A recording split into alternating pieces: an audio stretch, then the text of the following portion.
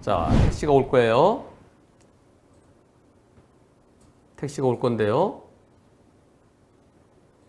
저기 택시 오죠, 저기. 네, 1철에 택시가 옵니다. 저 택시가 어떻게 할까요? 택시가 1호! 아니, 택시가 왜? 아니, 왜 불법 유턴을 해요? 맞은편에 오토바이 오고 있는데, 택시가 여기서 갑자기 불법 유턴! 야,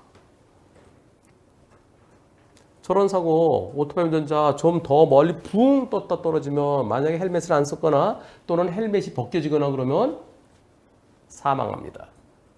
그런데 다행히 머리는 안 다치시고요. 다리를 크게 다치셨습니다. 어떻게 됐을까요? 20주 진단. 다리가 이렇게 됐어요. 뼈가 똥강. 예, 이 대퇴골, 허벅지뼈. 허이고. 저게 뼈를 뚫고 나오는 경우도 있고요. 뚫고 나오면 개방성이라고 그러고요. 안에서 저게 부러지면은 폐쇄성이라고 그럽니다. 이렇게.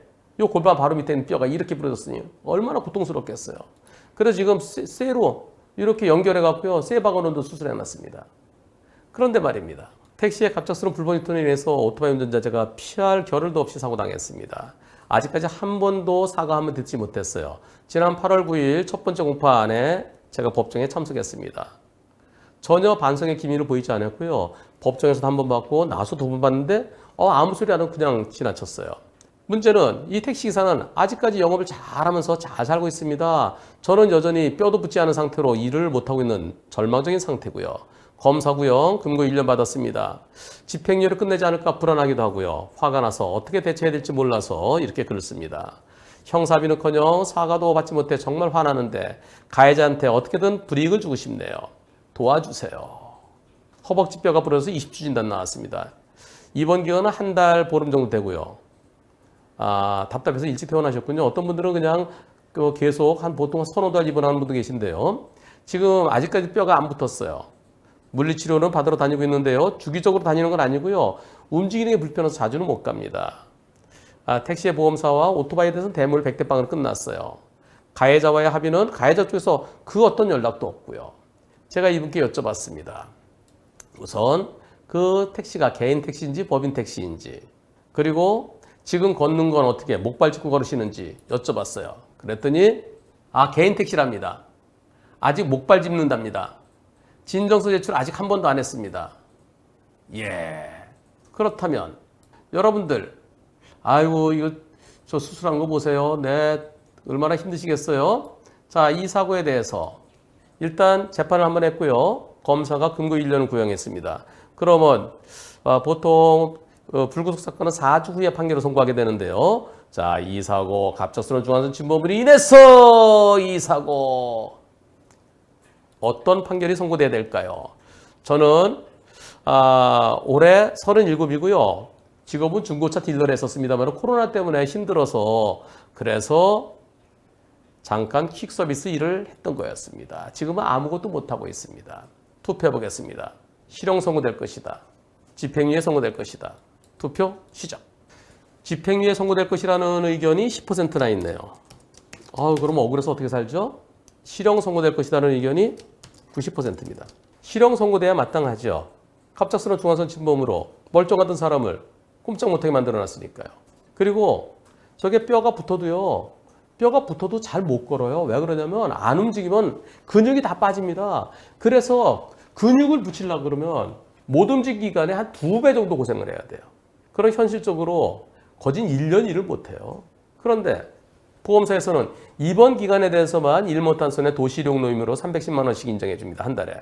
그리고 퇴원한 다음에는 장애 있으면 인정해 줄게. 장애. 뼈가 안 붙으면은 안 붙은 그 기간 동안은 40% 장애를 인정합니다. 뼈가 붙으면 장애 없어요. 그래서 실질적으로는 아무것도 못합니다. 집에서 뭘 하겠어요. 움직일 때 목발 짚고 다녀야 되고요. 천천히. 그런데 보험사의 보상은 형편없습니다. 가해자는 미안한 소리 한마디 없고 그런데 집행유예 선고되면 되겠습니까? 정의롭지 않죠. 실형 선고돼야 마땅합니다. 그런데 판사 중에 혹시 집행유예 선고하는 판사가 있을지도 몰라요. 예, 그럴 가능성이 있어요. 여러분들도 10% 집행유예 선고될 것이다 그러셨잖아요. 네, 이 정도 가능성이 있어요. 어차피 종합보험에 가입돼 있고, 그리고 본인이 반성한다고 그러고, 뭐 이런 점 감안해서 아무런 합의가 되지 않는데도 집행유예 될 가능성이 조금 있습니다. 그걸 막아야 돼요. 어떻게 될까요? 판사한테 내가 하고 싶은 얘기를 해야 됩니다. 제일 좋은 거는 판사실에 찾아가서 판사님, 저 보세요. 여기요. 여기 흉터도 이만큼 있고요. 아이고, 이거 저 꼼짝 못 하고요. 처음에 병원에 입원했으면 못 움직이게 해갖고 저 대소변 다 받아냈고요. 너무나 억울합니다. 근데 상대는 미안한 소리 한마디도 없어요. 가해자 엄하게 처벌해 주세요. 이 얘기를 판사한테 얘기하고 싶죠. 근데 판사가 안 만나줘요. 그럼 어떻게 될까요? 편지 보내세요. 판사에게 보내는 편지. 진정서입니다.